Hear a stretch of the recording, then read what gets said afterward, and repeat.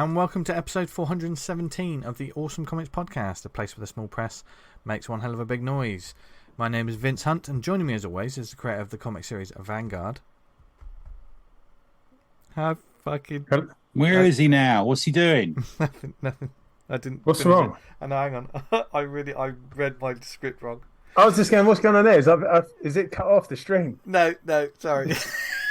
That's me. Okay, it's too no fucking hot worries. in this room. Okay. Sorry, I've gone mad. Professional.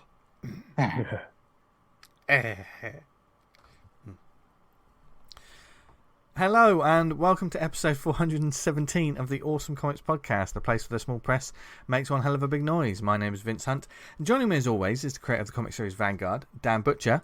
Hello. And the man who never misses, he's our very own dairy milk tray man. It's Tony Esmond. Hello.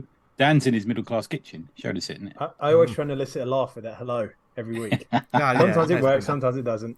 No, but it's always a joy, Dan. Because you sound like you're on Blue Peter. You're like a Blue Peter. Yeah, I'd watch. She was a Blue Peter. Yeah, Presenter. It's like, let's go over to Dan in the garden. How are you doing out there, Dan? Who's balls deep in Sarah Green? What are you up to, Dan? What? Oh, I forgot. That's What probably the last... footballer smashed up the Blue Peter Garden? That was those Remember that footballers. Yeah. There's a footballer that smashed it up. They admitted it, didn't they? Yeah. What? That's a very specific reference to a UK TV program that the global audience will not get. Yes. It was like a kids' afternoon TV show that did like... It was Percy like a Throw, magazine. wasn't it? Looking all sad. Yeah, it's like a magazine show, and they had a garden, and basically like some footballers at the time got in and smashed it all up, and it was like a tragedy on the program. But then they became like millionaire footballers, didn't they? They were quite famous like, ones, weren't they? yeah. They sort of coughed to it, yeah.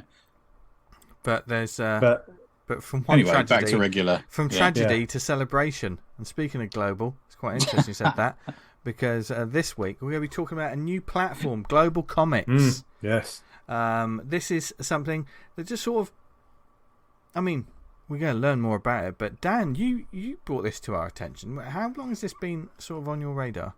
A little while. Someone, it kept on popping up on Twitter, and I saw these great titles like popping up at Global Comix, and I looked, and a couple of weeks ago I recommended Steamroller Man, and that title is hosted on Global Comix. And right, I didn't realise that. Yeah, okay. So I was like, oh wow, look, you can read it on there, you can buy the digital, you can buy the physical on there, and then from there I was like, I've got to find out more about it. So I got in touch with them and thanks for Melissa to putting us in contact. Yeah. So we got. I'm going to be all over that, by the way. You wait to hear about it. Yeah. I'm bang on that. There was just one moment where I went, oh right, fuck, yeah, I need this. Yeah. So as always, this show is about discovering new things and showing, well, not showing because it's an audio medium, but letting you know about new comics platforms, mediums to check out. And seriously, if you don't know about this, because I didn't, but then again, I've got my head in the sand like an ostrich. But I'm already lined up a load of books I'm going to be reading. So I read one today. Read a great one today. Go. Yeah, of Silver Sprocket books. They're on there. Yeah, nice, good. Nice. Do you know where else you can find a great selection of independent comics? Comic House. Lovely sponsors, Comic House. Yes, to Pete and the gang who sponsor this show, thank you as always. And those who don't know what Comic House is, they are an indie comic marketplace that loves indie comics as much as we do, and as much as you do if you're listening to this show. I don't know why. Whenever I do this ad, I physically point. This isn't a video show, but I'm actually sort of acting it out. I can't see you.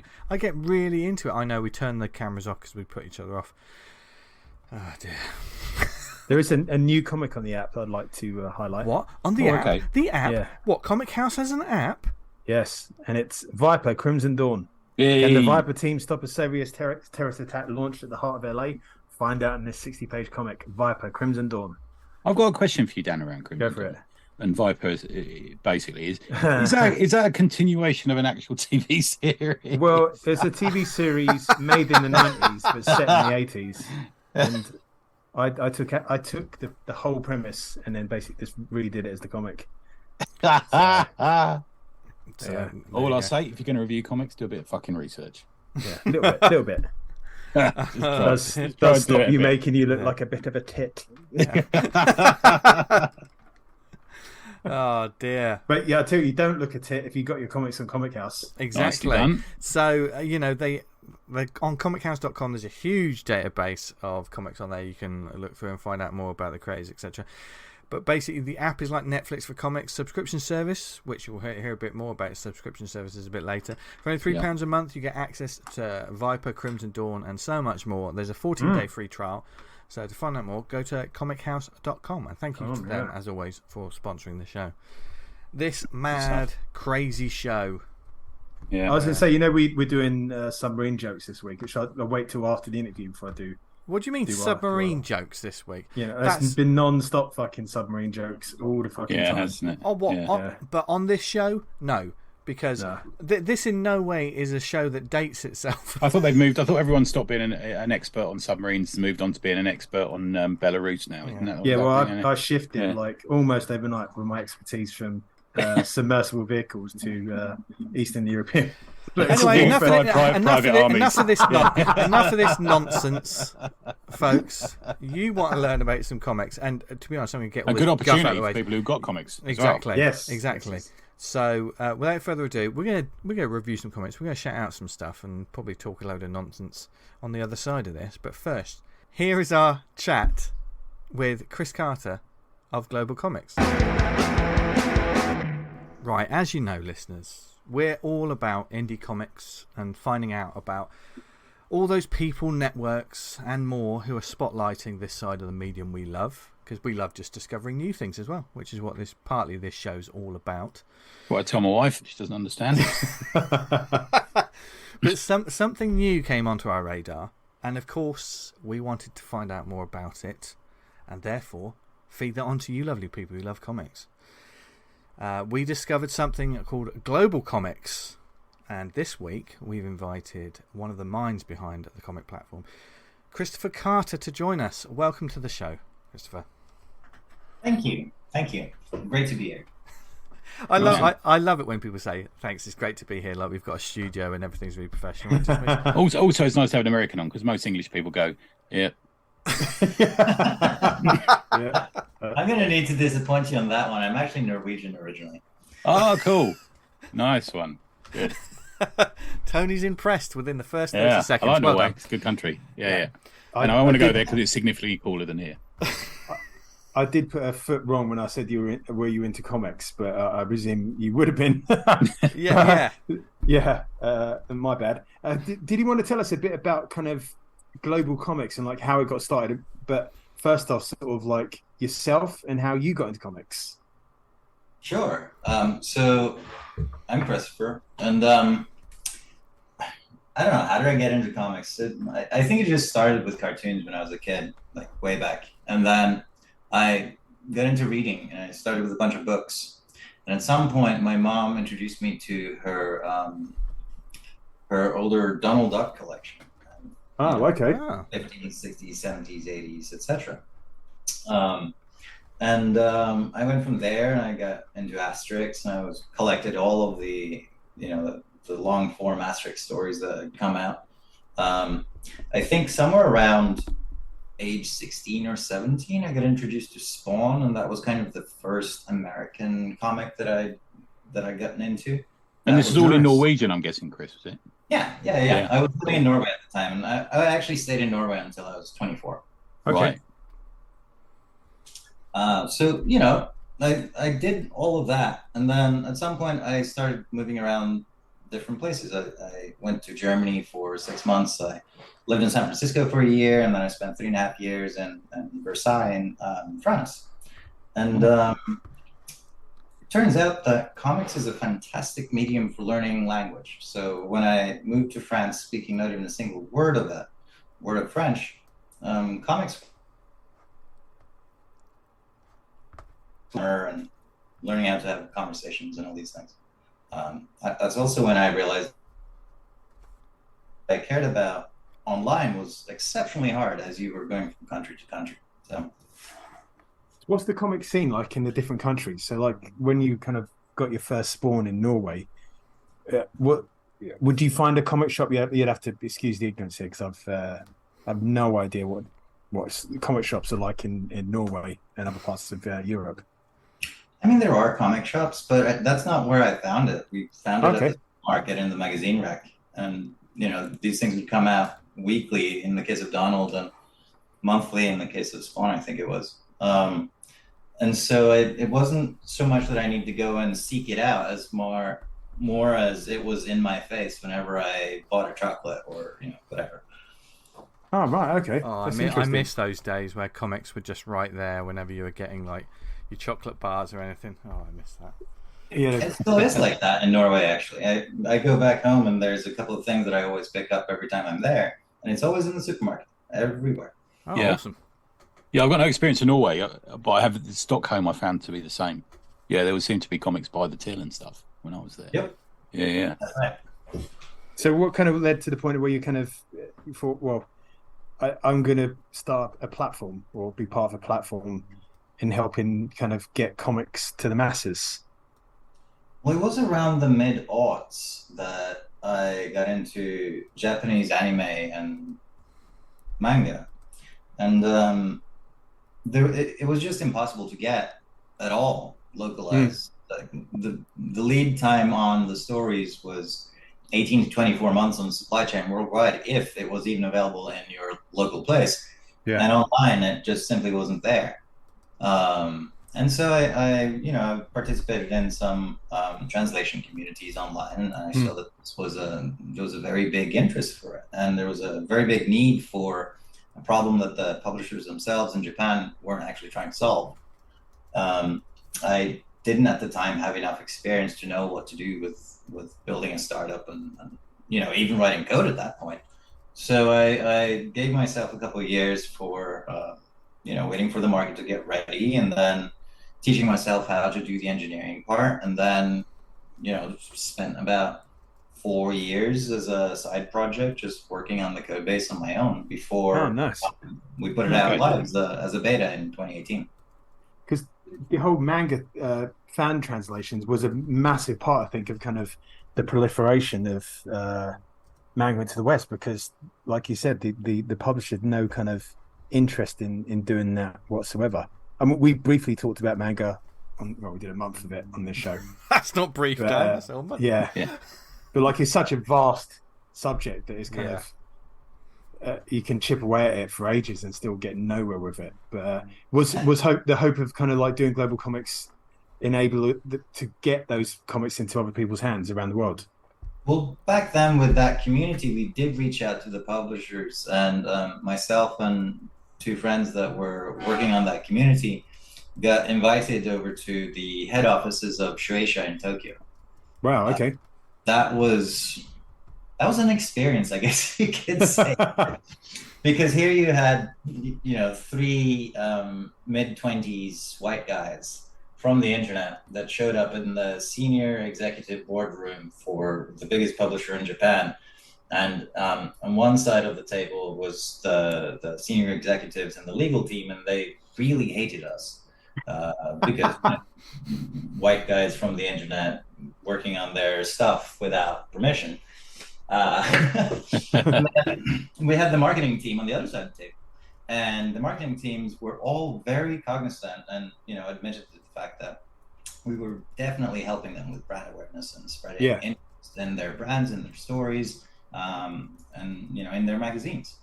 So the end of that conversation was basically, we're not interested in working with y'all because of your background. And we said to them, okay, well, if you'd like us to stop, you don't need to send us a cease and desist or anything like that. Just ask us and we'll stop. And it took another 14 months or so, and then they asked, and then we stopped, and that was that.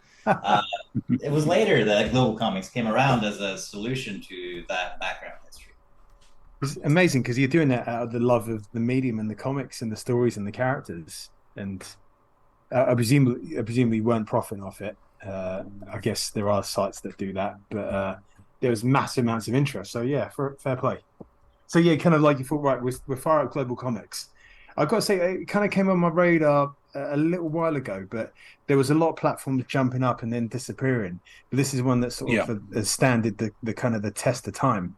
And when you look on it, there's an absolute wealth of titles on the platform. How did that first go when you first started? What kind of titles were added first off? Well, So it's funny you say that, right? Because the biggest problem with every other platform that has come in is that they followed this same premise. They start a thing, they build something that is kind of halfway there from a product market fit. They go and raise a bunch of money, then they burn through that money in the course of a year and a half, and then they run out of business. That's happened almost with every single platform that's come throughout the 2010s and so on. So we took a different approach. We really geared up and relaunched the platform at the end of 2019. I got my first angel funding from actually my former boss from the job that I had right before, put in a little bit of money. And so we kind of, just started reaching out to creators and reaching out to publishers. And we realized very quickly that getting people to jump on board was going to take a very long time, a long, arduous process. Right. So rather than increase spend, we did everything that we could to make sure that we spent as little money as absolutely possible, just extending the amount of time that we had to reach out to people, build a reputation, make sure that we were developing the product in tandem with the goals and aspirations of the creator base and the publishers themselves, so that at some point we figured there's a critical mass moment where we would have enough stories, have enough publishers, have enough creators on the platform to where we could really start accelerating and focus on building out a reader application, which is why we've waited until now, really, with even starting to build that mobile application that we're about to launch. Nice. Because the worst thing you can have as a consumer with these platforms, right, is you download this thing, you have high hopes, and you get into the platform, and then there's nothing there. Yeah. Reading whatever you look at it a few times and you never go back almost. Yeah. So we wanted to make sure that when we really made the big push for getting in front of readers, it was with a big enough catalog to keep people interested and keep people coming back. So people would be able to go on the site, buy a single issue if they wish, and then that would be downloaded to the app. Well, it's not so much that you even need to buy the single issue. It's a single payer subscription. Think of it kind of like Netflix. Netflix or Spotify, although I should say that the revenue distribution does not function in the same way as either of them. Spotify will pool everything and then divvy up based on some calculation. Algorithm, yeah. Whereas what we do with each individual subscription is we split it only amongst owners of the stories that people have read during their subscription period. That accomplishes two things. One, it really kind of incentivizes creators and publishers to bring folks on their own, because generally speaking, what happens is whoever brings them on ends up getting a lion's share of subscription just by virtue of, oh, this is cool, let me read everything that's here.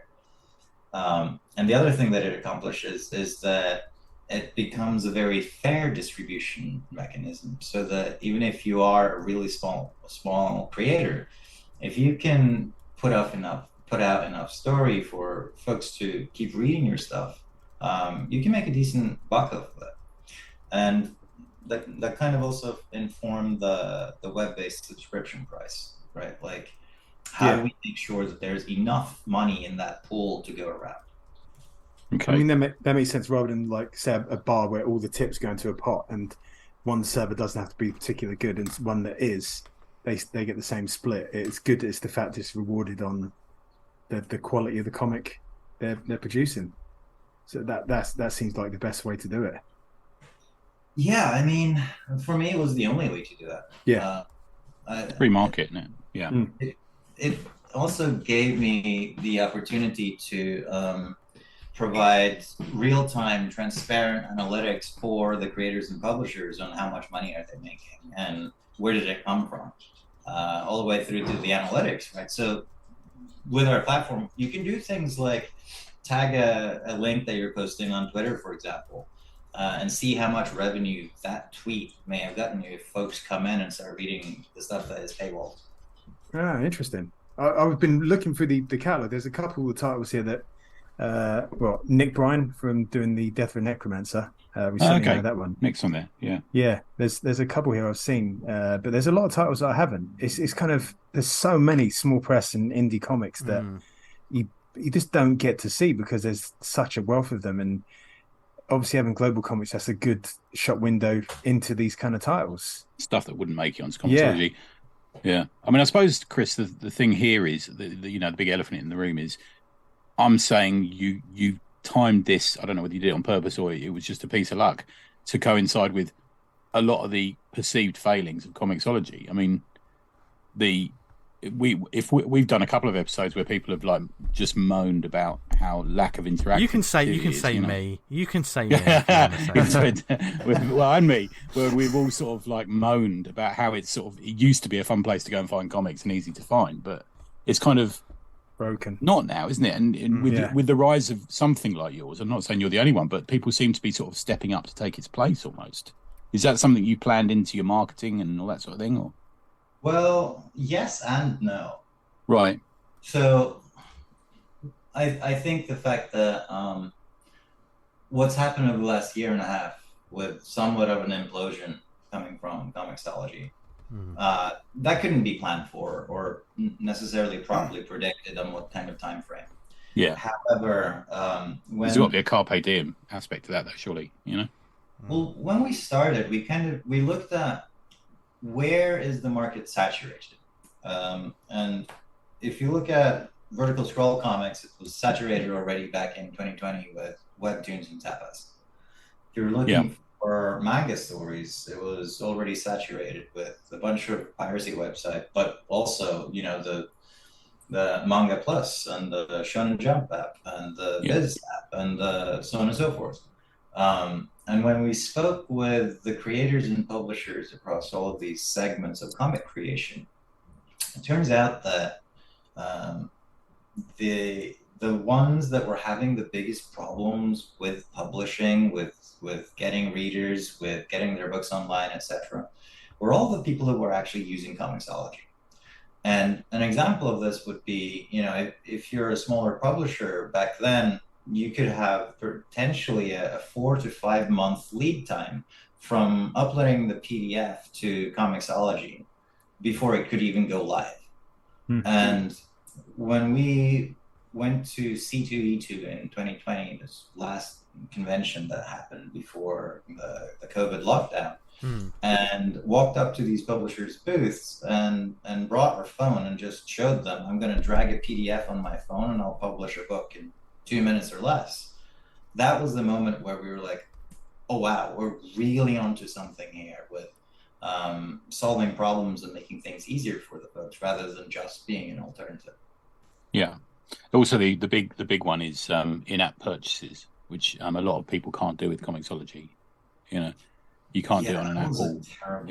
Terrible user experience decision. Yeah, it was when it just terrible. Saved me a few quid, Chris. But I've saved a lot of money. Like we said, I just don't even browse the titles on Amazon now. Just don't do it unless I'm going there to get something I know or want. I don't think, I'll have a look and see what comics are out there. Right, today. It used to be a weekly thing with us going on Comixology and doing like a cover pick. We'd pick 4 covers and tweets and look, these covers look great. But that's just, no, ain't going to happen. I think the same with all most of our titles, if we put them on Comixology and they swapped over to the Amazon Kindle, we lost a lot, didn't we? I didn't bother trying to get my head around changing it, so what's the point? The sales for us weren't even worth the time. No, to be fair. Yeah.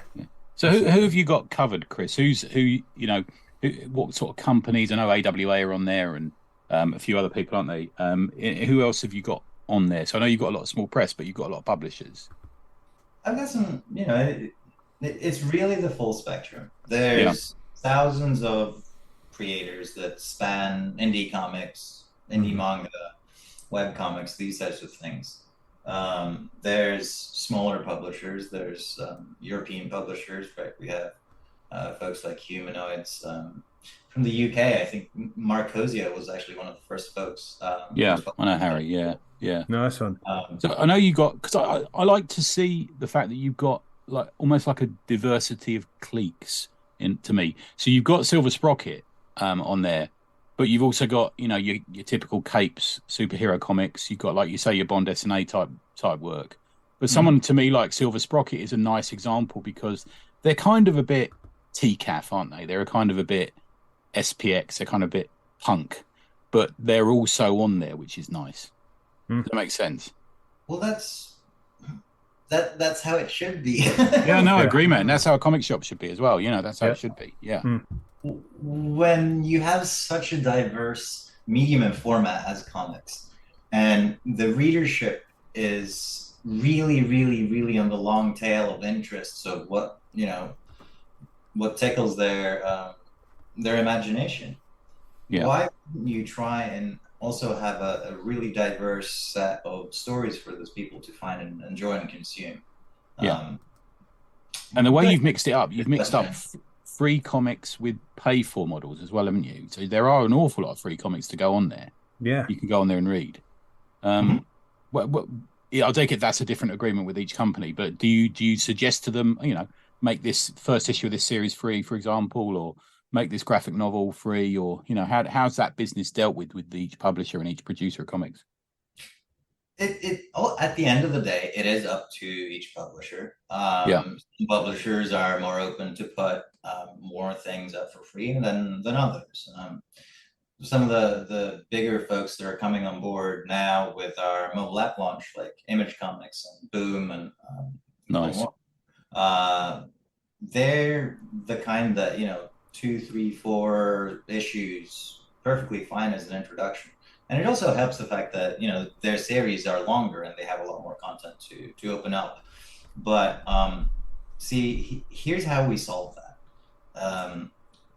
On GC, you can set your paywall inside of a single book.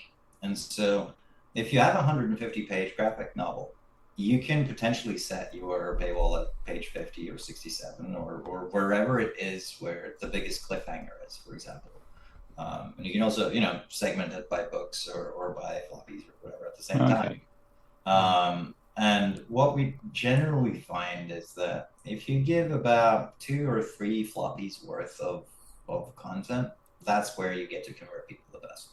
And all of the creators and all the publishers have access to all of this information, even visualized for each of their books and against their entire catalog in the analytics section of Global Comix. I think it's interesting you say like the 3-issue mark as well. I think that's very true. Certainly with a lot of indie publishers and creators at the moment. We're at a time where a lot of creators, for instance, you have like from the Department of Truth or Something is Killing the Children, or all of these sort of titles, which are less like wham bam, big colourful superheroes. They're stories. It's almost like you're watching a show. Like those sort of things, by issue 3, you're hooked, aren't you? And I know with the series whether I'm going to carry on with it. But it'll take. It usually takes. Yeah. It does take a couple of issues, doesn't it? First issue's never a certain bet these days. Yeah, and the other thing is the form factor, right? If you go into a comic store, you get to hold the thing. You can flip through all of the pages, and you'll skim through much faster and understand whether or not the art style and whatever is for you. From a will I take a chance on this book kind of question. When you're on digital, it's all linear. You can't really flip through in the same way.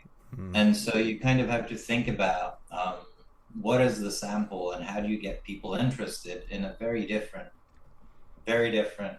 mindset, because these people are coming in and they have to go through page 1, 2, 3, 4, 5, 6, 7, etc. to be able to see kind of that artwork at the end of the first issue. So do you think that's something as a creator? Obviously, everyone wants to tell the story that they want to tell, but as like these, like a platform like this, and like the market is ever changing, is that something that creators should definitely bear in mind, especially when they're when their work is exclusively digital? For instance, they should think a little more about that and how it works into the platform itself. Oh yeah, absolutely. The beauty of doing things in the digital space is that you can get data and analytics on how things are actually performing, right? So there's a publisher that we were working with that had put some books up, and this one series that it had a very big drop off on page 18 of the first floppy. Okay. And so we went in and we looked at that particular page, and it turns out that page had basically, imagine that you have these 7 full-page rectangles, top to bottom, being the same 2 characters, same art, just lots of text back and forth as a conversation. Interesting. And the speculation is, folks got there and like, okay, this is too much. I can't skim through this. So then they stopped, and then they just didn't read any further. That's interesting, isn't it? Isn't that interesting? Yeah. So what we did was we reached out to the publisher, and we told them about this, and we said, would you be interested in maybe rearranging the page a little bit? Let's do an experiment together. And they did, and it turns out that just kind of cleaning it up and making it a lot less dense and a lot less of the same with a lot of text increased the page read through and continuance by like 34% or something like that. Wow. That's almost like editorial sort of changes, which for the benefit of the book, like almost live as it actually exists. And that's the proper application of data, that is. That's what I'd like to talk about, yeah. Yeah, that's really useful, isn't it? Okay. That's interesting. I was also looking on the site that people can, there's like you can set up commissions, buy and sell commissions. That's really handy. As another little avenue of kind of, for creators to offer stuff and then join up with other people who want to put out books. Got a community feel to it, that, isn't it, in a way? It's definitely, I mean, there's forums as well on the site, so... Oh, okay. It's definitely intended from a community perspective. Global Comix is not designed to be just a comics platform. It's supposed to be a community, but ultimately what we're trying to develop is actually a healthy ecosystem inside of the comic industry. And that includes answering the questions of how can we help creators be more successful? And the answer to that includes way more than just let me make money off of my books. It means, how can I find talent? How can I offer my services? How can I set up to accept donations? How can I make, PDF sales? How all these things and more goes into a creator's value stream for delivering on the expectation of success. I think going the community, treating it like that is a perfect way to go, especially with independent publishing as well, because like you say, it's a community, but and we've said it on the show before that, like, especially in the UK, it's a smaller sort of scene, so it's almost like a bubble, and once it gets to a certain point where everyone knows everyone else and we're all buying each other's books, but then that sort of slows down. But why don't we just make the bubble bigger? And then it's sort of continually sort of feeding itself, isn't it, around the world? Yeah, definitely. I think as well, talking about that analytics that you've got going about, what people read. You could probably gauge me. I was reading Fun Girl Tales of Grown Up Nothing today, which is a free comic on your site, and you could tell that I became more enthusiastic after I saw the page where it said, "Sorry, I was masturbating." God. That's a good free comic to offer, Chris. Very wise from your marketing department. It's interesting. You've got Godslap on there. I've never read that. Yeah, we reached out to Bad Egg a couple of months ago.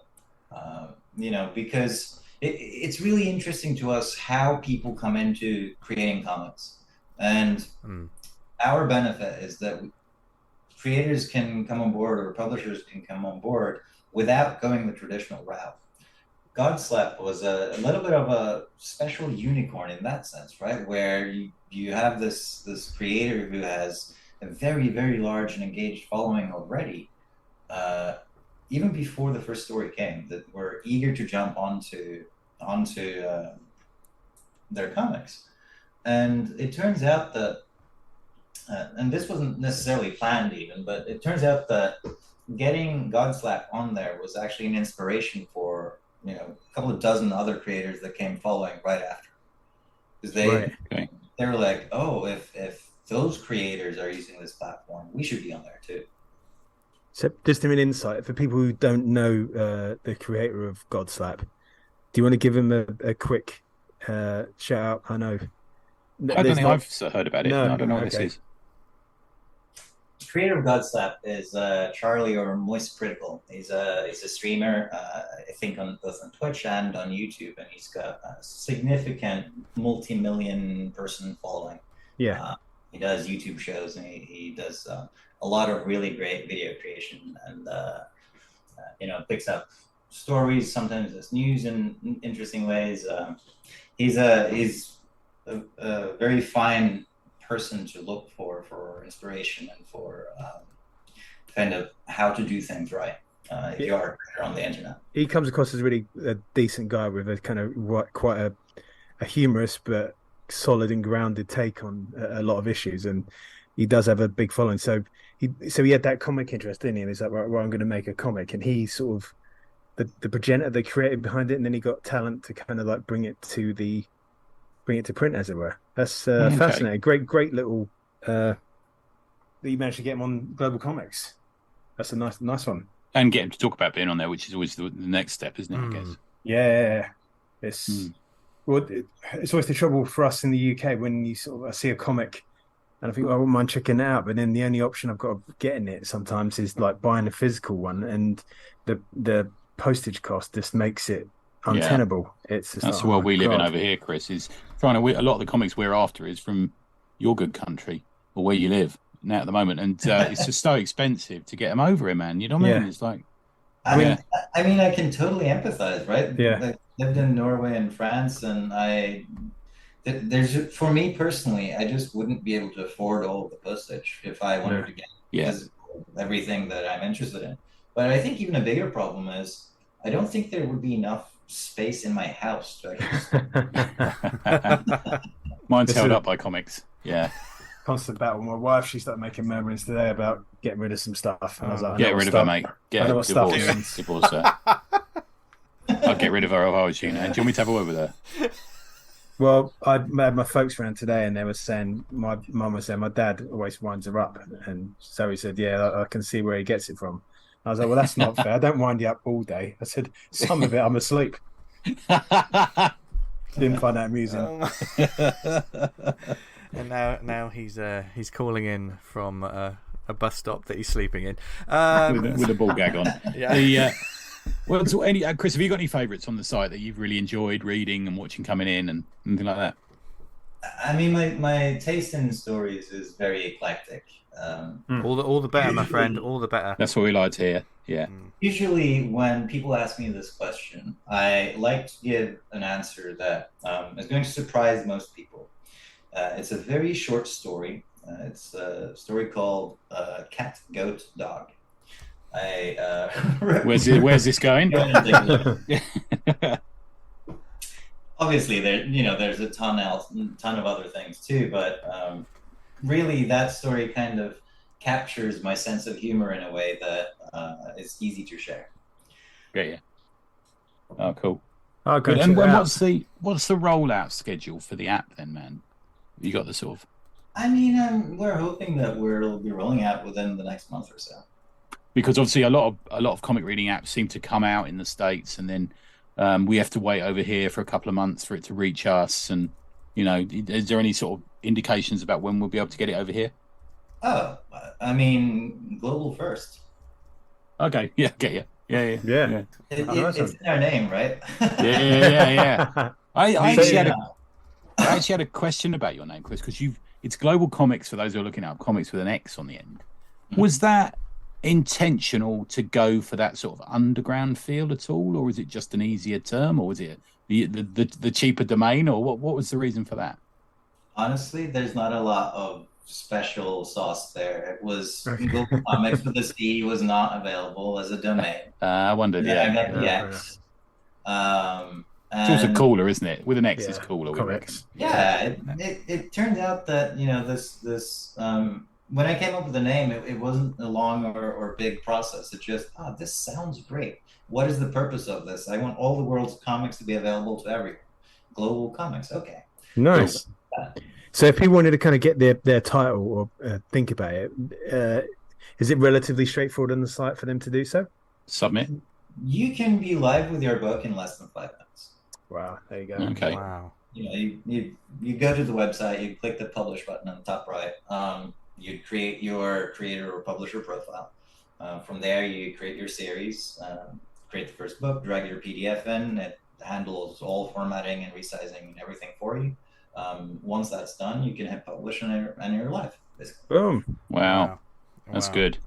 And what's the payment tiers, if you don't mind me saying? Do you know yet, or for consumers? Yeah. Oh, it's on. If you pay on Webb, it's $7.99 as a subscription. We've had that live for maybe a year and a half, maybe 2. It's good value, man. And testing. And in the app, it will be $9.99. Trying to offset that Apple tax by without having the amount of revenue available to creators be diminished only because people come in from a different medium. Yeah, and that's dollar. You're talking dollar prices there, yeah. Yes, US dollars. Yeah, so, cool. I don't remember exactly what the GBP price is, but it's very close to conversion. It's about £100. Yeah. I can see on the website, it's on the website as well. You've currently got a sale on 1 year of unlimited reading for $69.99. Is that going to be available for a while? I think that expires at the end of this month. So we need to get on that. Yeah, the 26th when this comes out. Yeah. Jump on it, people. Definitely worth the money. I'd say the amount of stories already there that you get access to makes it more than worth it. But then also, we have about 20,000 books in the backlog waiting for the app to live as launch partners. So who are the publishers you got on there right now? Well, or will be expected to be on there with the launch of the app, if you see what I mean. I'm just trying to make it juicy. Yeah. Make it juicy. So Image and Boom are coming on board. RT is coming on board. Vault is coming on board. Let's see who else. Tokyo Pop's there from a manga perspective. Wow, that's a lot already. Yeah. And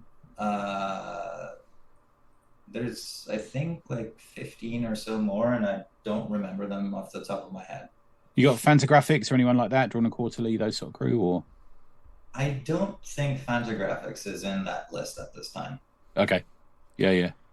I mean, the way that you're adding comics and publishers, that it's only a matter of time.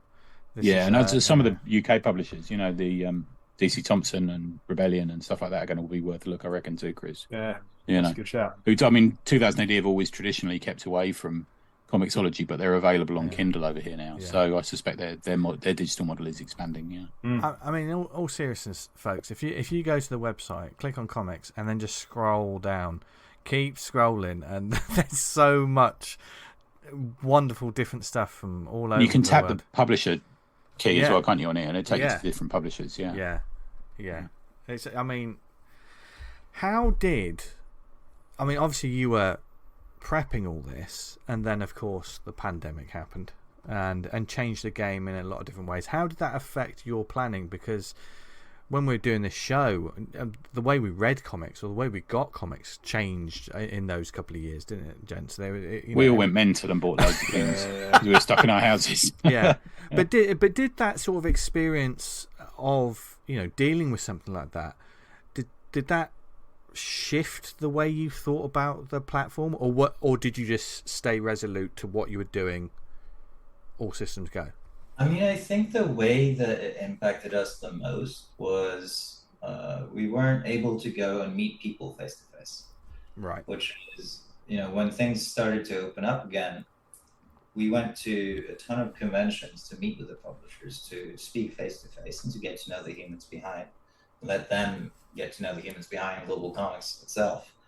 I think maybe we would have gotten more publishers on board sooner if we would have been able to meet face to face earlier. Right. But at the same time, it's because we put in that time, as mentioned earlier on, that we were able to show that we were going to stick around and that we were fully intending on living into our promises of putting creators first and putting publishers first, and then building out the platform directly based on user feedback. one of my favorite experiences during that period was going into our Discord chat and having a quick conversation with creators and getting some feedback where they wanted X, Y, or Z functionality, and being able to turn that around and 6 hours later push the code live and go back to Discord and say, hey, this thing you were asking for is now live. It's a very powerful tool for us to show that we actually do care. And also, it's a way for you to get ongoing feedback, isn't it, really? Yeah, absolutely. We could not do it without that two-way conversation. Yeah, which, as we always say on the show, communication is what everyone needs in comics. I'm going to be all over this when the app comes out. Yeah. I'm getting on this. I mean, I actually have taken to reading a lot of comics on my desktop as well. And just, right, okay, because you do sit your desk for work, though, didn't you? I think you're not saying you read comics at work, but you're doing your lunch hour and stuff like that. No, keep it. No. But to me, this covers the extra base. So, Chris, for what I've got is I've got Shonen Jump and Comic House, which are the two we used here, and I've also got the DC and the Marvel app. So the whole always for my digital reading subscription was Image and Boom and all those sort of characters. So this definitely fills that gap for me, where I've got like a ready library of everything I pretty much need to read on my iPad, traveling about with me in my bag. You know. Yeah. That's right. And the best part, this was one of the biggest reasons why we chose subscription in the first place. You don't need to rebuy everything that you may have bought elsewhere. Right, like there's no startup cost for you to actually jump back in. Yeah, that's right. You don't have to sort of triple dip because I know what you mean. Yeah. Speaking of that, if y'all want after the show, I can hook you up with developer access to the dev build. Yeah, we can have some fun. Brilliant, man. Yeah, that'd be fantastic. Yeah. As long as you don't tell anyone that all I read are comics with boobs in. Tony seemed to stop. Tony seemed to stop on this particular page. Yeah. I'm only to the really classy stuff, says Tony. Public. Tony never got past page 4, one with boobs, and kept coming back to that day after day, looking at the 7 minutes. But for all our lovely creators and listeners who want to find out more about Global Comix, and seriously, folks, definitely check it out. Yes, it sort of came onto our radar like a hand grenade, and I'm just gonna get lost in this ever growing library. I'm now. bang up for this today now. I've already shortlisted a couple that I'm going to look at once we finish recording. But where can people go to find out more, or if you're a creator as well, possibly submit their books, etc.? So you just simply open up Global Comix with an X.com in your browser. You can instantly jump into stories by clicking on the cover pages. And if you're a creator, hit the publish section and you'll be up and running within about 5-6 minutes. It's super, super, super easy to get started, whether you're a creator or a consumer or a publisher. And that's our goal. We want to make it as easy as possible to have the kinds of experiences and read the stories that you really care about. Get the user experience out of the way and put the story in front of the person that cares about it. Nice. Do you have any red lines in relation to any sort of grading system? So for example, a lot of the comics I make are quite adult. Is there is something that needs to be done around that? Do you have to add a sort of an extra level of whatever onto it, or? We have, we have this concept of advisory flags, right? So nudity and sexual and drugs and whatever. Then we have intended audiences. So, kids and children, teens, and then 18 plus. 18 plus does still not allow for, pornographic outright stories. Nudity is okay, and like genitalia might be okay too, as long as the story isn't centered around let's show off genitalia. Gotcha. Okay? Yeah, it's no close-ups. Gets out of bed and goes to the shower. There's no need to censor that. From a do we need to do something about it perspective, we will be building a 17 and under version of the app, which is essentially just kind of taking the same thing and reskinning it a little bit, applying some hard filters so that we can be COPPA compliant, so that folks that are younger can come onto the platform, onto the app, and not necessarily be exposed to things that they shouldn't be. Cool. AKA ideal. Tony's Comics. And anything I do. Yeah. No, this is all, you're doing amazing work, you guys. So, keep it up. Is there anyone, where can people find you on social media, etc.? You can find Global Comix on Twitter and Instagram and Facebook. It's at Global Comix. And if you're looking for me and you just want to strike up a conversation, you can find me on Twitter, and it'll be at NimlothCQ. Oh. Of course. How do you spell that? Yeah. That's NIMLOTH CQ. Oh, nice. NimlothCQ. There you go. There you go. A little fun piece of trivia there. Whenever I say that, people ask me, "Oh, did you take that from the tree in the Silmarillion with Tolkien?" Actually, no, I did not. I just kind of made up the name, and then it turned out that was actually. Oh, there you go. Yeah, great minds. Yeah. Jinx. Yeah. Go follow them, go follow Chris, and find out more. And as always, thanks again for joining us, Chris. I mean, don't be surprised if we call you again going, can we speak to you again? Because we want to talk about more comics. Yeah, I've got, plus you'll get a call from me going, how do you drag a PDF? I would love that. And in fact, there's some major news that we're about to announce next month also, which I presume y'all will have an interest in talking about. So. Oh, yeah. Nice. Well, stay tuned. Keep us updated, my folks. friend. Yeah. But until then, get excited about that. See, there's a tiny sort of an exclusive there. To find out more, stay tuned to this show. And thank you again for joining us, Chris. Thanks, mate. Thank you so much for having me. And welcome back. Well, there are so many comics that we now have to read and find out more about. It was all right, wasn't it? Yeah. Yes. Thank you to the Global Comix guys for. He probably used a few of our quotes there in publicity, I reckon. Especially the bit where I said, "Please don't tell anyone that you caught me looking at boobs." That was fine. I mean, everyone would know anyway, wouldn't they? Let's face it. Yeah. Assume. Yeah. And we can safely assume that a lot of you lovely people are going to check out that platform. We know we are, so stay tuned for more news about it. But until then, we've got the rest of the show to do. So do we have any shout-outs, gents? I've got a few. So first one, go to kittiesbordella.com. That's kitty with a YS. kittiesbordella.com. And you can read the titular 5-part comic series, The Nazi Party, Berlin, and an upscale and classy brothel. What else do you need in a comic? Literally nothing. That's all I want in a comic. Yeah. Slack member Sam Hardacre asked us to give his local drink and draw a shout. It's on the 2nd of July, 7 p.m. onwards at the Drink. I think it's called the Drink. Yeah, the Drink at 15 Market Square in Hebden Bridge. Hebden Bridge is a lovely Yorkshire town. Have you been there, either of you? No. I went through there once. Very nice. Comics, art, and beer. I'd definitely go if I was near. I've got to tell you. Get on the new Absolute Collider releases. You've got Panja Bear by Martha Hopkins, superstar of the comics world. Kynance by Kate Dowling and Gareth Hopkins. And then you've got Atlas by Andrew Mubarak and Gareth Hopkins as well. You can find these comics at GRThink, GRTHINK, grthink.bigcartel.com. And they'll also be tabling at the South London Comic and Zine Fair, which is upcoming. There you go. Oh, and thanks to everyone who came to the Drink and Draw as well. That was good. Yeah, that's good. Nice little session, that one, wasn't it? Yeah. A lot of craft, a lot of talk about comics artists, current and gone by, and it was a good little chat. I really had fun with that one. And I told the milkshake story. And new faces. And new faces are always welcome. So, stay tuned. We did have a chat about a future community project, which we'll kind of flesh out in the Slack, bit more as we go on. Yeah. I think we're sort of DUI 3 is a long way through being done now. We're almost we're getting there. You boys are helping with some lettering, aren't you? I think it's essentially just in the production phase, isn't it, of just like putting it all together, getting lettered.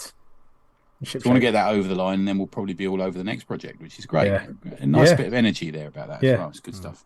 The great thing about when you do a community thing like this, or there's a lot of creators, you can turn stuff around relatively quickly because you can all produce your work quite quickly because there's so many pages and you've got so many creators. That's one of the great things, get stuff done and out there quick. Yeah, agreed, man. Yeah, rather when it's a single creator like myself and it takes like 6 to 8 months to get a fucking book out and you're like, Dan, you churn out loads of fucking work, so I wouldn't worry about that, my friend. Especially that adaptation you did, that TV series. Oh yeah, the TV series adaptation is really great. Well, it's set in the 90s. The fact that you used a photocopied original script was brilliant.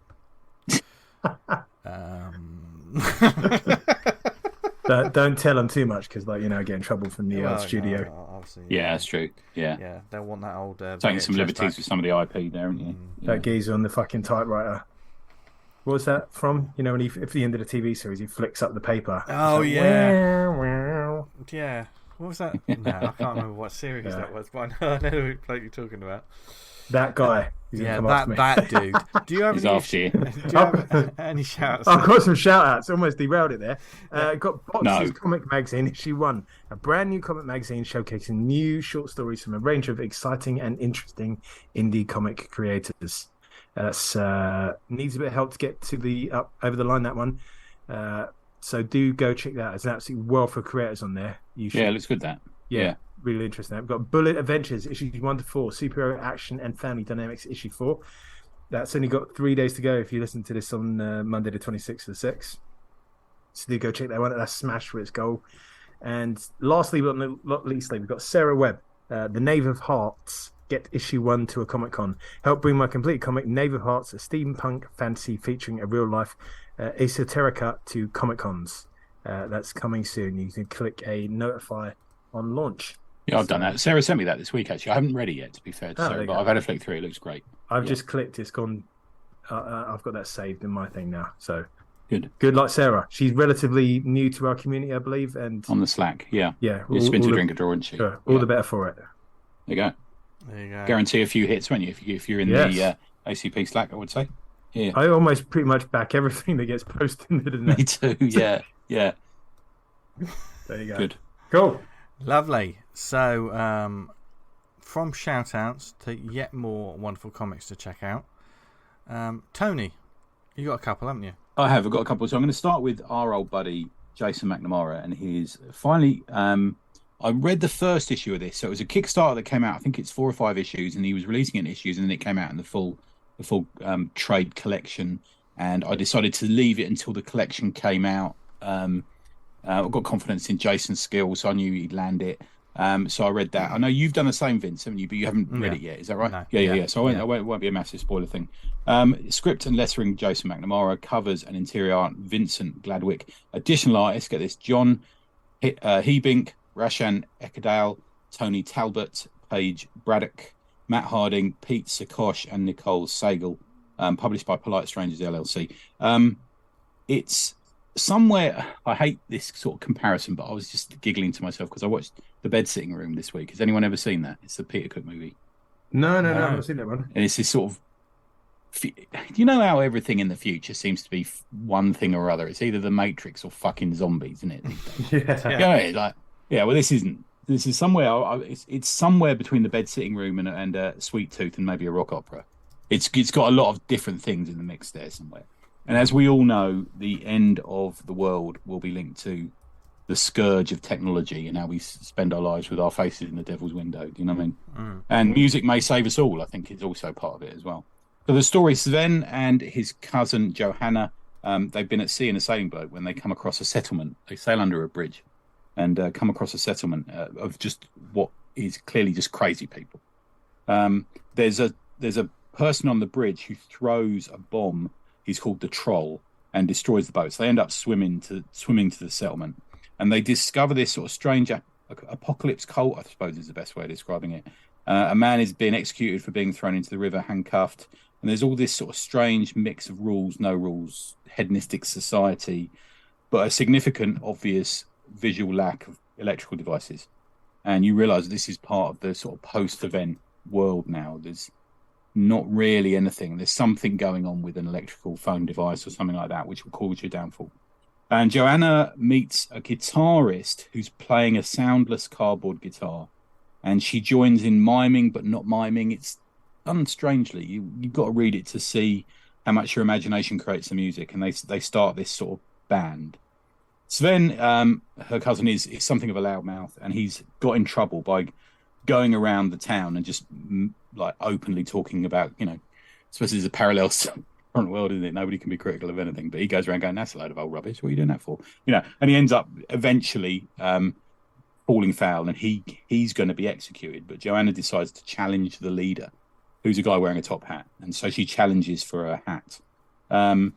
and for that you have to give a speech in 55 words or less while standing in a paddling pool. So you can see how crazy this world is.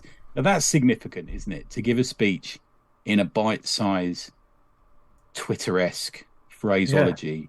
Yeah. It's all satire through here. It's really strange. There's a lot of themes going on here. There's obviously the world that is left when this happens. There's clearly a theme of insanity. There's clearly a theme of infantilization, hedonism prompted by belief of impending destruction. To be fair, this sort of hedonistic. Well, we may as well fucking do it. We're all going to die anyway, aren't we? Do you know what I mean? Use of technology is literally killing people. It's a big theme of it, and everything breaks down and sides are chosen and true natures are revealed, which I think is the theme of all good dystopian fiction, isn't it? When everything's broken down, our true faces are revealed in a way, aren't we? Some choose to attack and steal, some choose to defend and retreat. There's all this sort of some people just choose to look after their family and get away from society, and almost like the reality of yourself is revealed. I really did like the odd nature of this book. There's so many little satirical jabs, and that comes out from Jason's writing, but it doesn't spoon feed you. And I like reading something and going, oh, I see what he's doing here, or oh, that's clever. There's that going on. Stylistically, I followed the progress of this through Jason's updates on Kickstarter, and I think it's the first 2 or 3 issues are done with the regular artist on the book, Vincent Gladwick, but I think there may have been some scheduling, unable to get that artist involved in it. So there are some people who step up and help Jason out, or he gets in to continue the story. So there are stylistic art and in a way a narrative change because of the style of the art that changes. And the end of it is a number of different artists working on it. But everyone, you're aware of who everyone is. You're aware of all the chess pieces that are falling in. And God bless Jason, he's got it over the line, man, which is what you got to do. He's got this vision for a story. And even though he had this artist, I'm guessing, because he's very, very, he puts it well. He doesn't drop anyone in it or, slag anyone off. But, I think there may have been an issue of someone dropping out. So he's had to get other people involved. So I'm guessing, we were hoping to find out from him soon. But it's very readable. It's all very readable. The opening start of it has a sort of clean line, very readable, flat color type thing. The last couple of issues jazz up the art. The art lifts a little bit and it's sort of more of an action in a couple of the styles. And there's more, probably I'm going to say more action towards the end of it, because they leave where they are and go somewhere else. I won't ruin it for anyone. But yeah, really good. So if you can find it, I got it on Kickstarter. It's 114 pages, 4 issues in all. And it's called Ghost Band by Jason. I guess he's going to probably put it on Comixology. Let's hope Global Comix as well at some point. Yeah. But yeah, I think you really should read it. It's fresh, like a lot of his stories. Like, what was the monster one he did that we really liked? With the 3 of them, the zombie, the classic. Wolfman, and the vampire. Yeah. Nocturnal, was it? Nocturnal Investigation. Yeah. Jason, sorry, that was such a great book. I love that. But what that did is it took something that could have been, genre, very heavy, specific, and he took it another way. And he's done that with this book. It's a book about a dystopian, the world as we know it has changed and ended, and there's possibly an end coming to the world, which is done in so many fucking boring ways these days. You know what I mean? Christ, mate, you've got to turn on the telly or walk in a comic shop and you're going to see it again. But this is fresh, and I liked it, and it's got a bit of personality. You can see that Jason's got a love for music. And you can see there's a real rhythm and a personality to it, which I really liked. Yeah, that's my first one, guys. There you go. Nice. What's your one, Dan? I got a Kickstarter through, which I'll give a quick shout out to. It's Lava Fists. Oh yeah, I got this. Yeah, I haven't read this yet, but it looks good. Yeah. Oh God, what's his name? Aston. That's it. Yeah. The blurb is it's 1994, and a 14-year-old Danny Nevermoney has 30 minutes to defeat a giant diamond-encrusted rock gorilla and make it to school on time. Can the young lava god save Lower Gornal and avoid detention? Mike's kind of infused this story with, I'd say, a lot of manga stylings. Yeah, I get you. The bit where he does the exaggerated perspective and foreshortening on the anatomy is really something else. It really works in a couple of panels. Others, might need a bit of work, but he's certainly on the way there. What was the comic he did before this? It was all kind of like cyan and pink. Oh, I backed it as well. I'm blanking on the name. Yeah, he has an interesting use of color in this fist one because it's almost like the fist it's almost 3D-esque, isn't it? Because he's colored this lava fist one way and the rest is slightly toned down, isn't it? But he's kind of the main character, sort of colored, as is the kind of the rock god, but not much else is. But then when he goes into kind of like a flashback dream sequence, that's entirely colored. So obviously the colors being used here is as a tool to kind of like communicate elements of the story. So I had a really fun time reading that. Cool. So I'm very, very pleased to back that one. So go check that one out, Lava Fist by Mike Aston. Nice stuff. My one is a book we had sent to us. I've got another one as well after this. So I didn't say it too. Okay, babes. Yeah. All right. Well, I'm gonna be sandwiched in the middle. Hang on, that sounds a bit weird. No, it's fine. Well, I am about to talk about Six Tales of Erotica slasher, dark fantasy, dark comedy, post-apocalyptic horror in black and white and full colour. Because we got sent through a couple of issues of an anthology series called Epic of Darkness. This is by Michael T. Gonzalez, RainyRoadMedia.com. Is where you can find out about this creator, and this is it seems to be just a writer honing their craft. It really is an anthology. It has a figurehead character on both of the covers, and that is the fallen angel character in it. But elsewhere within it, there are various tales of horror. There's a little bit sort of not so much Tales from the Crypt, maybe a Twilight Zone-y. I got a Twilight Zone-y vibe from a lot of these things, and as well as Michael Gonzalez himself, there is a motley crew of creators that he's got on board for this. Both issues, I believe, were kickstarted, or I think the second issue's being kickstarted soon. I think. Okay. But I read these pretty quickly through both issues, and there are a couple of things I have to say about it. One of them, of course, anthologies can be a sort of mixed bag, up and down.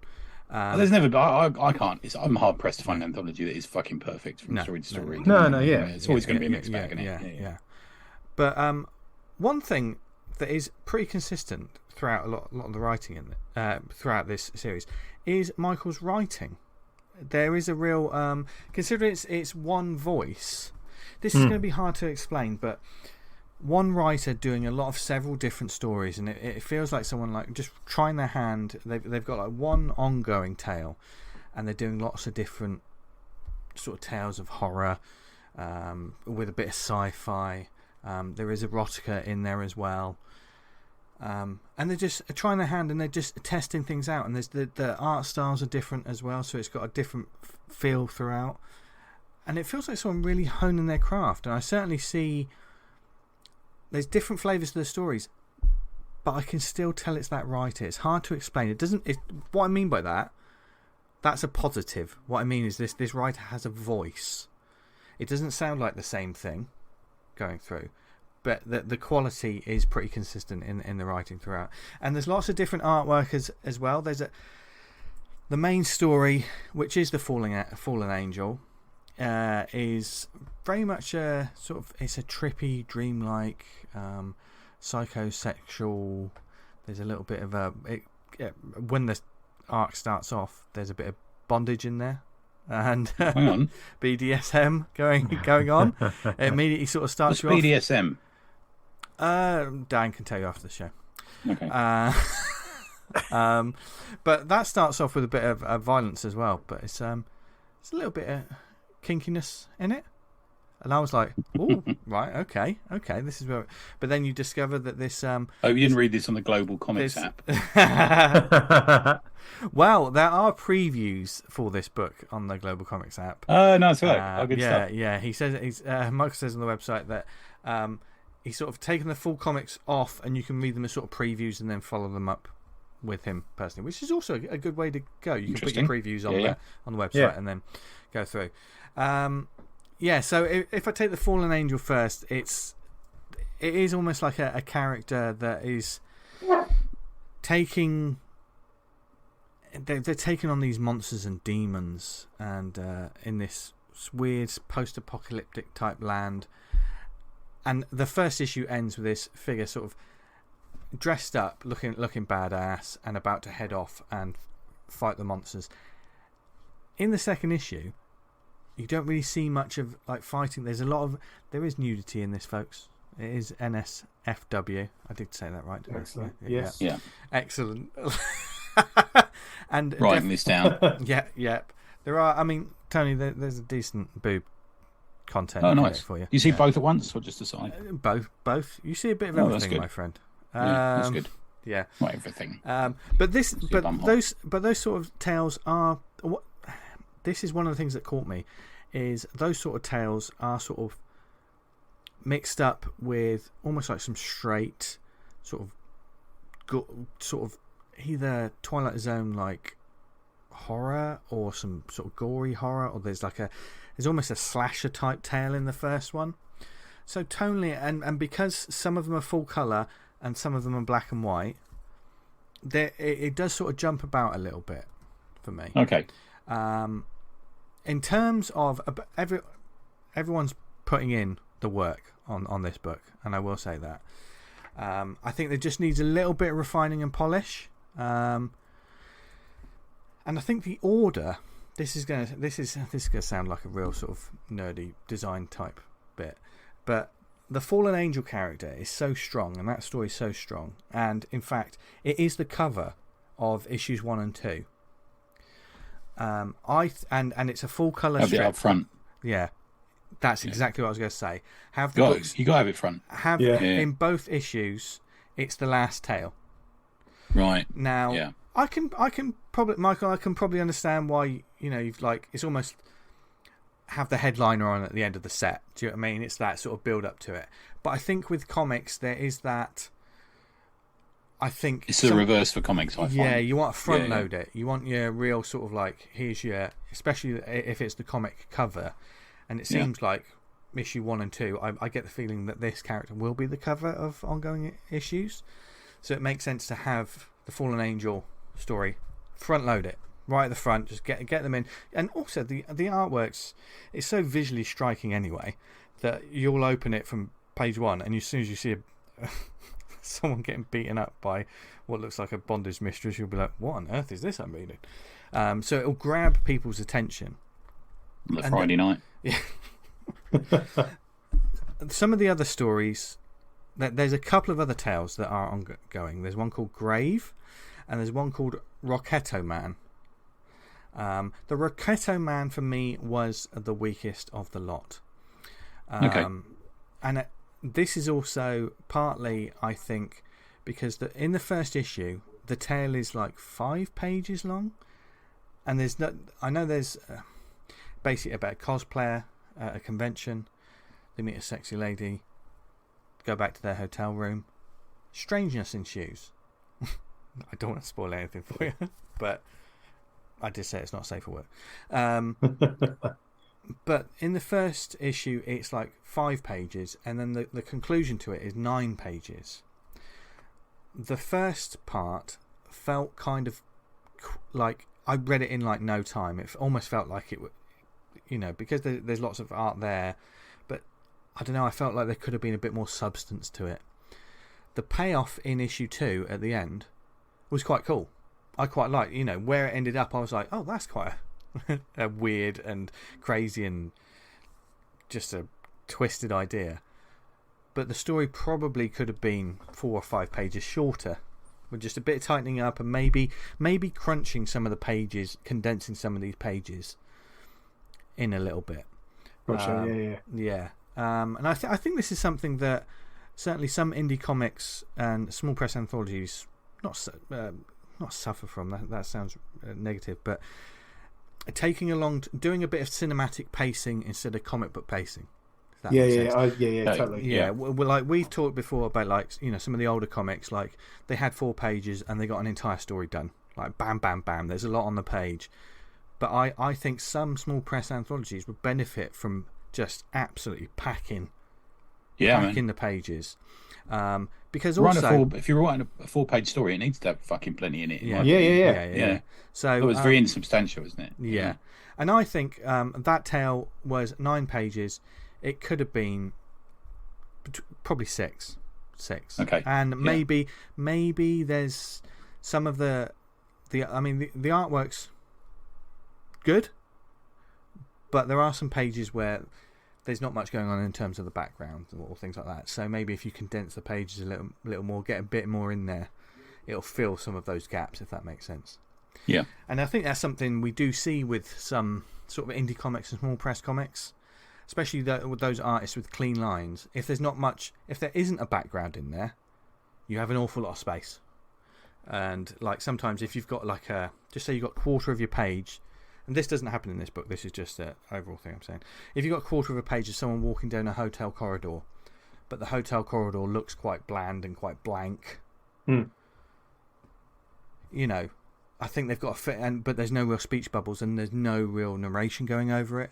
Why is that panel? Yeah. In a 4-page comic, that's using up so much real estate. Yeah. And does nothing. And also, if you're a writer paying for an artist, that's a lot of money just you just get rid of. But that tale, although I wasn't a big fan of it to begin with, had a good payoff. There's some other stuff. There's a little off the top, which is the first one of the first issue, is quite a hyper detailed, grisly little sci-fi barbershop tale, which does its job. There was a couple of plot points. I thought, why did that work? But I thought, no, why am I fucking just questioning this? It's like a short in an anthology. We just want you just want it hit, don't you? You don't want to. What's the point of questioning these things?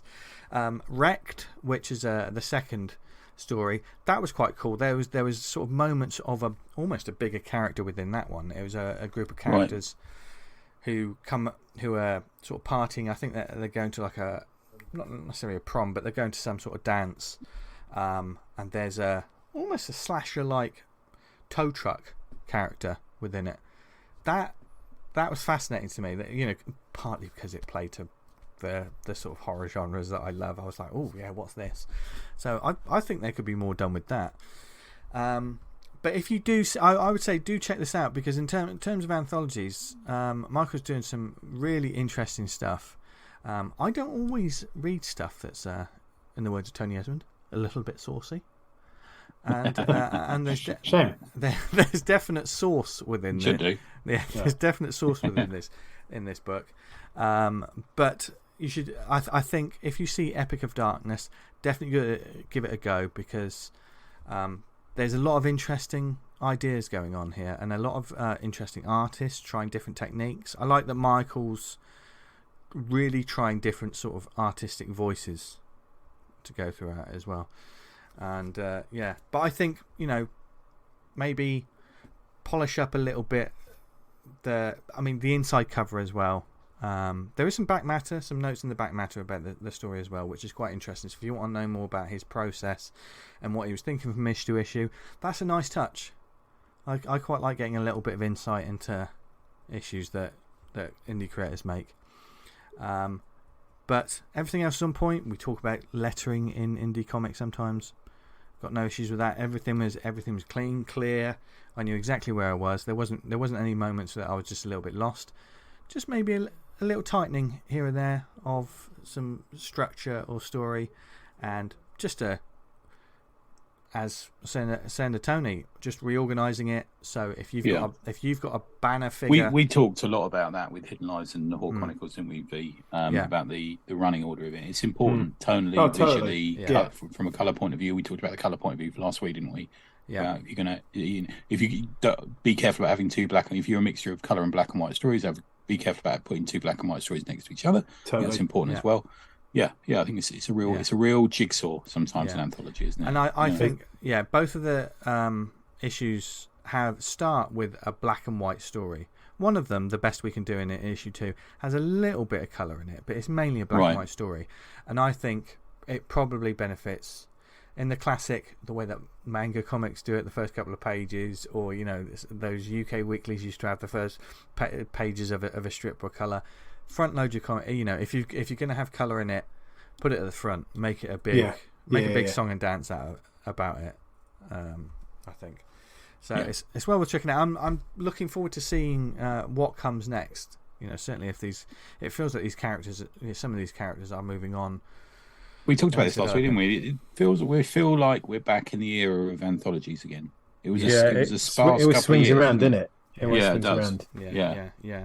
And it's a good way to build a community, get a bit of enthusiasm going. Yeah, and I think I like the. Obviously, I don't know the necessary backstory of this, Michael, but I like that you've chosen to just be like, to do an anthology for yourself, to try some different things, rather than have your stories. These could have been stories that appeared in anthologies all over the world that we won't necessarily know about. I've seen them all in one place. I've seen all of your work in one place. I think that's something that some creators. So it's all written by him, is it? All written by him with different artists on each. That's interesting. I think isn't that technically a collection then? I've got a feeling if it's one maybe with different artists, and maybe it's an anthology. I'll have to check. Okay, I don't know about that. Well, I think it's an anthology format. Yeah, it is a format. I think with different artists, I think that still counts. But if you did, I was chatting to Falpy about this. So if he's doing an anthology, it's just him writing and drawing. I think that then becomes a collection.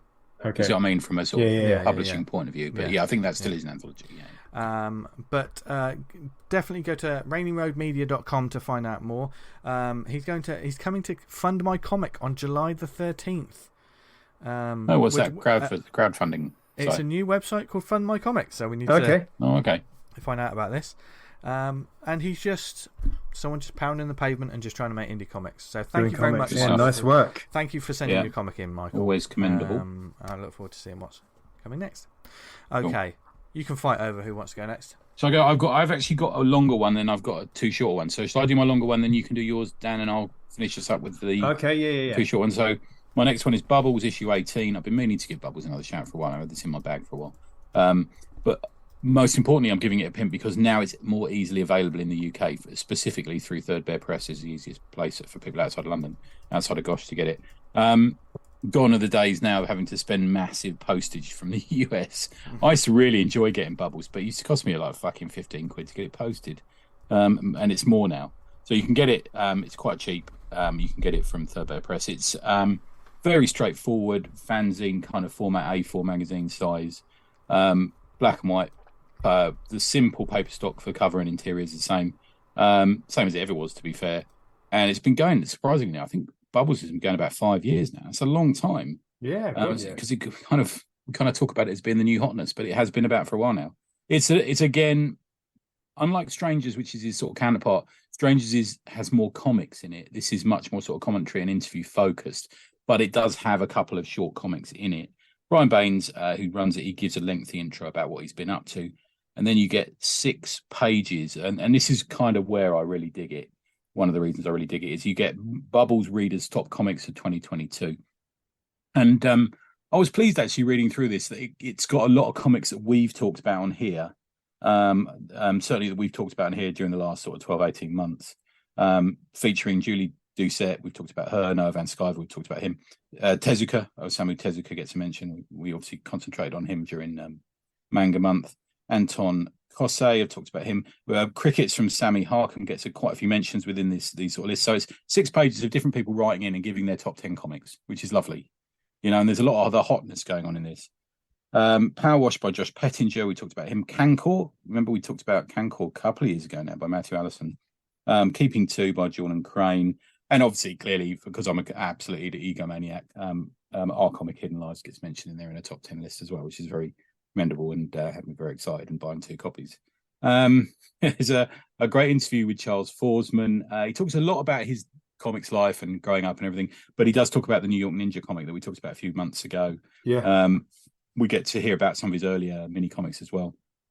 There's an interview with Barbara Brandon Croft. Drawn and Quarterly, D&Q have collected her Where I'm Coming From newspaper strips, which look pretty interesting for sort of gender, racial, political kind of stories. There's an interview. They do an interview with quite a lot of manga translators in this. There's a couple of really notable ones through the history of Bubbles, but this is an into the translator of manhwa, which is Korean comics. So that loads of stuff in there I ain't heard of. I just want to track down now. There's some great stuff going on in Korea, really good. I mean, Korea's kind of the hotness for TV, music, and comics seemingly at the moment, isn't it? But the pages that I really, historically with this magazine that I tend to pour over, there's a couple. There's funny and peculiar things that they bought on eBay, from just fucking bizarre vinyl toys through to strange comics, vintage posters, this sort of thing. And then there's the comics you should read section. Some of them I've heard of, some of them I've read, but loads that I haven't. There's 35 different recommendations in this comic. And Bubbles being of that kind of comics with an X, underground, outlaw kind of area. Some of the crazier manga stuff. There's a lot of stuff in here that is absolutely gold for me. I just really want to track it down. And me going straight to see if I can find copies of it. Still the cutting edge, still that along with Strangers, still the place to go if you want to know about the coolness in comics. They're very much the cool kids of the comic industry, or the comics community, I suppose we call it now, don't we? If you want to get a copy, they've got numerous copies over at thirdbearpress.com.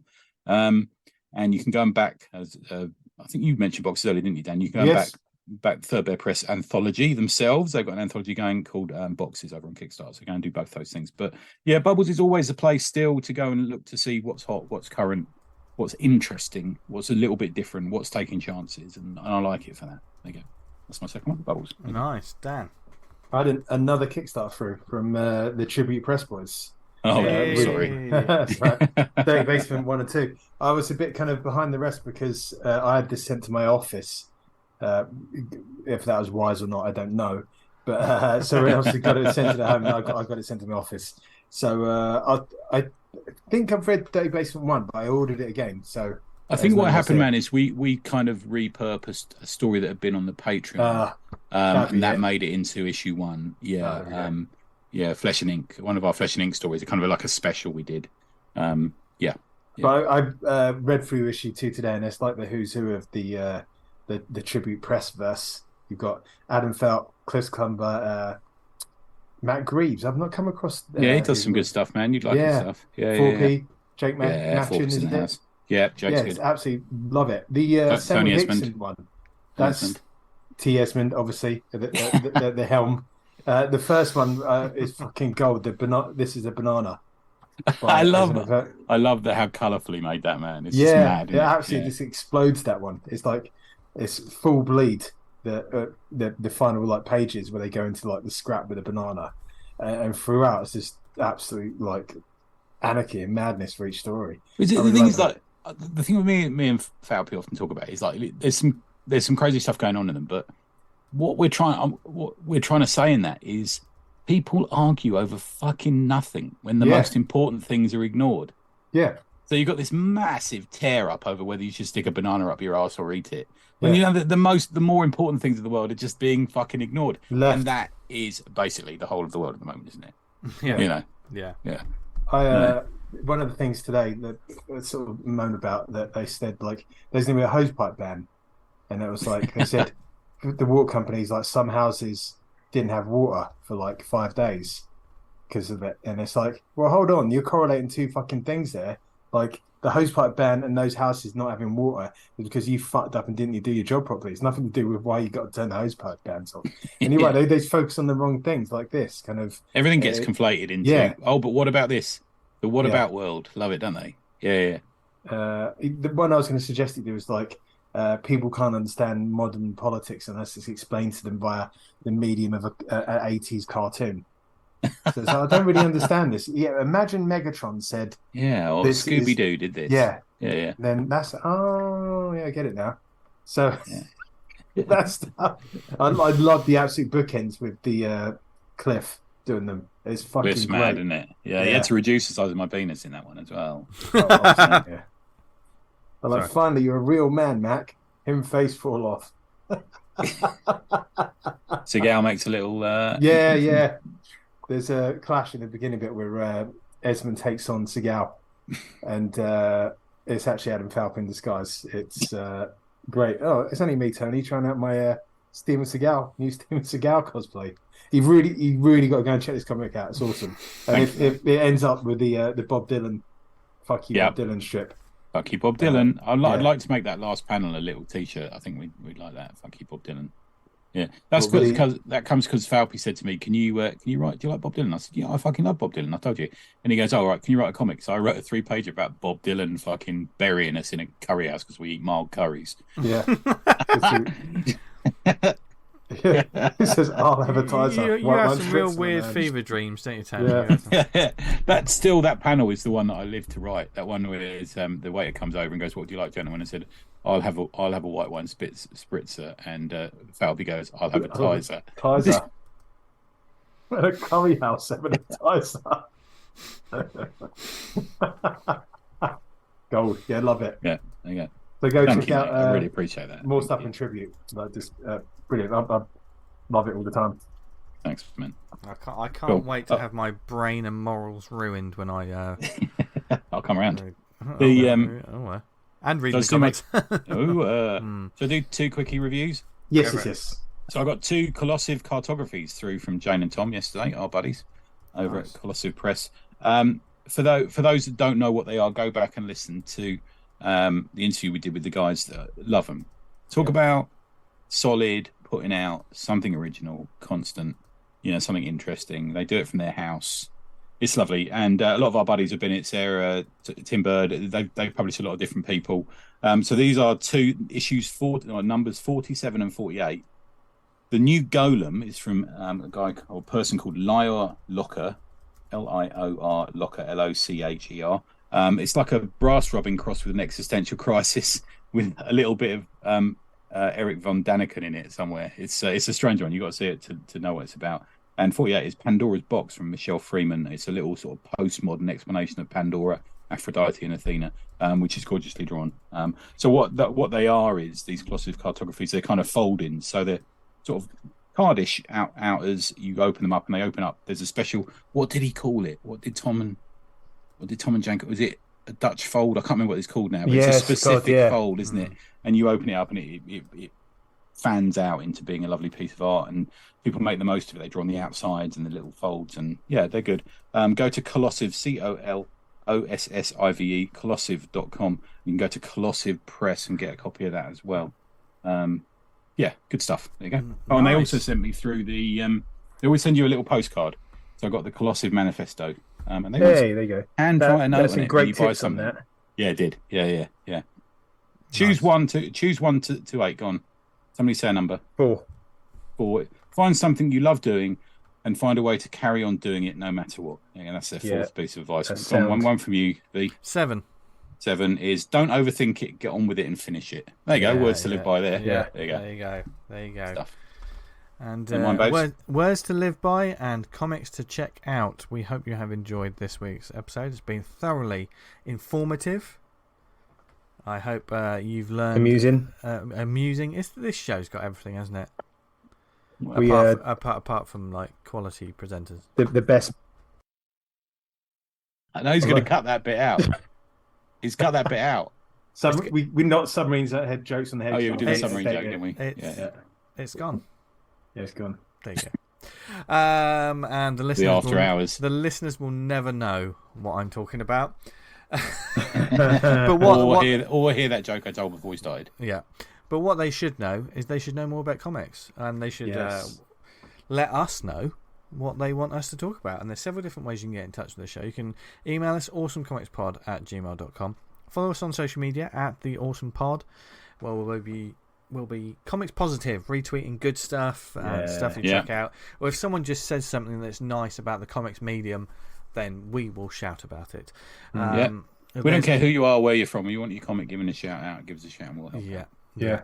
And we also have the Awesome Comics Podcast Slack group. Join it. There's a wonderful community of people on there. It's growing all the time, and it's just get on that memes channel. But it's love it. It's not. This isn't a hard sell. I'm just going to drop in, promote my stuff and jump out. This is a wonderful community of people that want to talk about comics, and it's just great there. So get in touch with us to find out how to join and jump in. And thank you for listening to us, whether it's on the website awesomecomics.podbean.com. If you listen to us on Apple Podcasts, just leave us a nice review. helps get the word out about the show and everything we talk about. You know, and gets us into the charts. I don't know if charts are a thing. I might one day, like, to be absolutely shameless, get the link to our show and then go on like the social and say, look, give us a review. Yeah. I mean, review a comic. Yeah. Absolutely shameless. Yeah. But if you listen to us on any other networks like Spotify, Amazon, Stitcher, Podnose, Podknife, what are the networks we on, Tony? We're on the pod. I'll have another milkshake, please, Governor. Not the ones he's talking about. We don't want one of them. No and if you want to know what it is, then you'll have to bump into us at a comic convention and Tony will tell you about it. We'll come to the drink and draws where I tend to sell, as Gareth puts it, one story that makes everyone wince. Yeah, always. Guarantee. And we are guaranteeing that if you join us next week, you'll hear more great comic book chatter and lots of stuff to talk about in the upcoming weeks. And lots of exciting guest topics. Got a big show coming up. And also, our birthday show is coming up. Yeah. So if you want us to... 2 weekends' time. If you want to ask us a question, then just send us an email. Some jelly and ice cream. Musical chairs. I love jelly and ice cream. Naked. Musical chairs I don't think is going to work on the audio format. No. No, we'll have to think about that. We come up I usually play that to get someone to sit on my lap. Okay, so thank you for listening, everyone. I'm not falling for that game again, Tony. See where this goes. Musical chairs in the dark. It's like, Lord. No. Tony sitting on one of the chairs. What? That's why I have to have flies on my, because that's why I have buttons on my fly, because they're less noisy, aren't they, when it's dark? Well, it all depends. Sometimes they're very difficult to... Anyway, we've got really dark now. It's because we switched the lights off. Yeah. For more high quality comic content, join us next week. Where can people find us until then? Online, etc. Tony? Neverwriteanything.com. Nice. Dan? You can find me on Twitter at Vanguard Comic. I have cut down on my Twitter usage, so fear not. But you can read Vanguard at vanguardcomic.com. I know I've been fucking banging that drum. We've got some dynamite pages coming up. You're really going to like it. Nice. Animations as well, going well, man. Yeah. We did have to say goodbye to a fan favourite this week, so apologies to that character going. Broke a lot of hearts. I did. Yeah. Ruthless. That's down for you. There's more coming. And you can, oh God. And you can follow me on social media at Jester Diablo. Thank you very much for listening, as always, folks. We truly appreciate it. And wherever you are in the world, we hope you're doing okay. You're happy, healthy, reading comics that just make you happy. And we love you very much, don't we, Dan? Yeah, hell yeah. Yeah. Tony? What? You say it. Say you love them. Save it for the big show, the birthday show. I'll save it for then. I'll save something special that I'll save for the big show. Wow, I'm excited, and we hope you are too. So until then, have a great week. And from Dan, Tony, and myself in Awesome Pod Towers, read loads of comics, keep making loads of comics, and someone else is deleted on my script. What should they do, guys? Stay awesome. Awesome. See ya. See you later. Bye.